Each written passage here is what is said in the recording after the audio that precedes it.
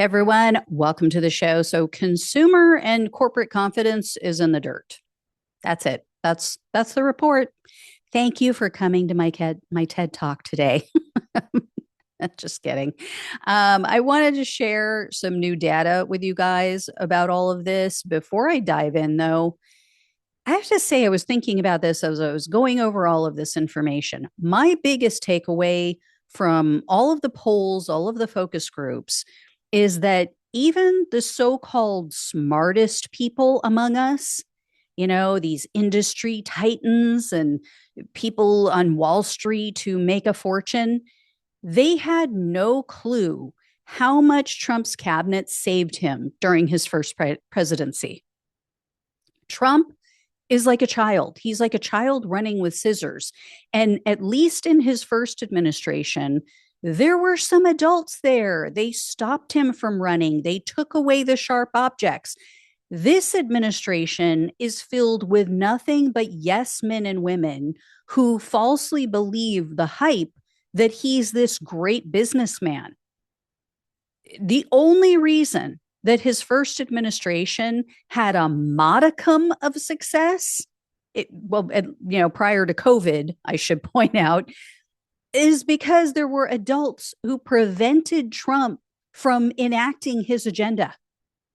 So all these people who say, oh, well, the economy was so great under Trump's first administration, blah, blah, blah, let's go back to that. That wasn't him. That was not him that did that. So anyway, here's what's going down and how this whole thing is just starting to crumble. The fear of recession has spiked throughout the United States. An insurance company, I'm going to try to get their name right because it's not pronounced the way that it sounds or the way that it's spelled. I believe it's pronounced Allianz. Anyway, they released a quarterly survey that they did. 75% of their respondents said that they were worried that Trump's tariffs are going to increase the cost of living. 70% expect inflation to increase in the coming year. And 51% of the people that they surveyed are expecting a stock market crash in 2025. So I don't need to tell you guys, this is horrific because it becomes like a self-fulfilling prophecy, right? Because people think, oh my God, we're heading into a recession, stock market's going to crash. So they stop investing. They stop buying things. They tighten their belts. They go, you know what? I'm going to sit tight. I'm going to wait. I'm not going to make any big purchases. I'm definitely not going to put anything on credit because what if I lose my job? What if, this lasts for a long time? And so then the market does start to shrink. The market does start to contract. So not good when public sentiment is this bad. And here's the thing and why this is so damning for Donald Trump. The public is shifting and they are no longer blaming Joe Biden for what's going on economically. Forbes reported, quote, one economic indicator just flashed its strongest recession signal since 2013, according to a new survey from the Conference Board think tank revealing the tense attitude among consumers. So this think tank released their latest consumer expectation score. This is the number. This is not consumer confidence. This is the number that relates to consumer outlook. So what they expect to see in the economy in the next 6 months. The score dropped significantly since February. The lower the score, the worse in this. So this is not like a poll where the higher the number, of your popularity, the better it is. So in February, it was 74.8. It is now at a 12-year low at 65.2. That's as of March. And for context, a rating of 80 or lower indicates likely recession. So again, because these people are anticipating rocky shores ahead, they're likely to pull back. And their overall consumer confidence rating score was 92.9. They said that that is the lowest rating since February of 2021, so 4-year low. Economists were expecting 94.5, so it fell even short of what they were anticipating. But it's not just consumers that are concerned and are bracing for the worst. The Wall Street Journal published an article. It's titled "Corporate America's Euphoria Over Trump's Golden Age is Giving Way to Distress." And they explained that corporations are becoming increasingly pessimistic. And again, they didn't understand, Trump wasn't prevented from enacting positive changes the first time. He was prevented from doing what he's doing now. He was prevented from his worst impulses. And so this is all having a negative effect on Donald Trump's approval rating. Morning Consult just reported he has a 47% approval rating and 51% disapproval. May not sound like that big of a deal, but they said this is a record high and a record low for Morning Consult. For his second term. So they have been tracking this since he took office. This is the highest his disapproval has ever been, lowest his approval has ever been in Morning Consult history for 2025. And they said the biggest shift is among independent voters. So independent voters specifically said only 39% of them specifically said they approve of Trump's performance as president. 55% of independents disapprove. So these numbers are really similar to a Reuters Ipsos poll that was conducted last week. They found 45% approved of Donald Trump's job handling, and then 51% disapprove. And then he's doing a little bit better in an Economist YouGov poll. He had a 48% approval rating, 46% disapproval rating in that Economist YouGov poll. That seems to be the outlier, though. Most of them are much worse. Most of them show him underwater with approval.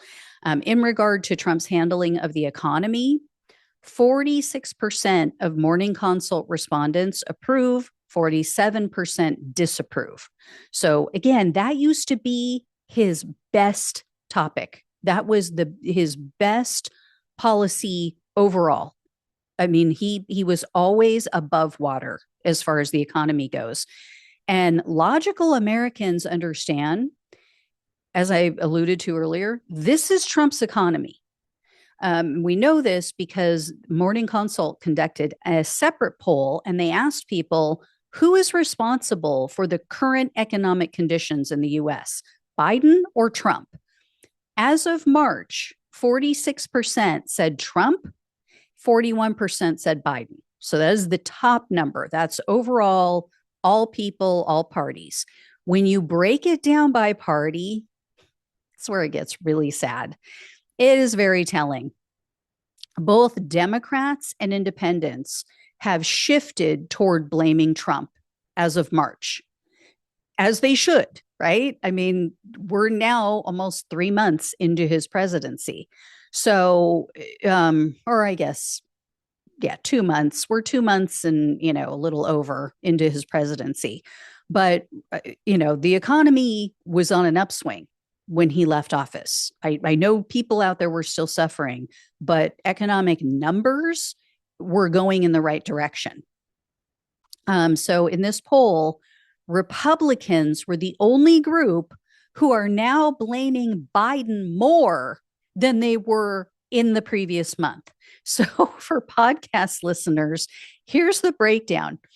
In February, 38% of Democrats said that Trump was responsible for the economic conditions. In March, 54% of Democrats blamed Trump. So you saw a progression there, right? It went up by almost 20 points. People are like, no, this is Trump's economy now. In February, 34% of independents said Trump was responsible. In March, that number increased to 49% of independents who said, nope, it's Trump's deal now. he's to blame. So, yeah, as you move away from the old president and you move towards the new one or into the new presidency, yeah, you're the guy in charge. You got to own it, right? When you go to Republicans, it's ridiculous. In February, 46% of Republicans were saying that Biden was still responsible for the economic conditions in the US. In March, that jumped to 54% who said Biden is now to blame. So the deeper we get into Donald Trump's presidency, the more they're blaming Joe Biden, which tells you a couple things. Number one, they're delusional. It also tells you, some of them are just dishonest, but it also tells you that they know the economy sucks. Because think about it this way. If they thought the economy was doing good, they would be going, oh, yep, this is all Trump. Yep, this is Trump's doing. He is the man. He is just kicking ass and taking names. And he has turned this economy around and woohoo, MAGA, right? The fact that more and more of them are trying to blame Biden tells you that more and more of them are going, oh shit. This is not good. This economy is getting worse. And who are we going to blame? Oh, let's blame the last guy.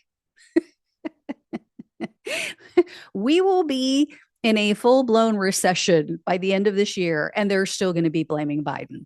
These are not serious people. I'm just saying. So anyway, I will keep you posted. Sure, the numbers are going to be really great next month. All right. Thank you all so much for watching and listening. Please like, please share, and subscribe. Please donate if you can. Love you all. Take care. Talk with you soon.